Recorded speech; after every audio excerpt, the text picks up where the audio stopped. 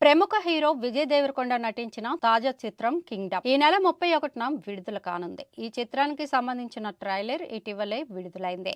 ఈ చిత్రం ద్వారా మలయాళం నుంచి మరో యువ నటుడు టాలీవుడ్ లోకి అడుగు పెడుతున్నాడు. తాజాగా విడుదలైన ట్రైలర్లో విలన్ గా కనిపించిన ఈ మలయాళ నటుడు హైలైట్ అయ్యాడు. దాంతో ఇతను ఎవరనే చర్చ సినీ వర్గాల్లో జరుగుతోంది. అతని పేరు వెంకటేష్. ట్రైలర్ లో 2 షాట్లలోనే కనిపించినప్పటికీ ప్రేక్షకులను ఆకట్టుకున్నాడు. మలయాళ చిత్ర పరిశ్రమకు చెందిన వెంకటేష్ 2014 నుంచి సినిమాల్లో నటిస్తున్నాడు. సినిమాలతో పాటు సీరియల్స్ లో కూడా నటించాడు.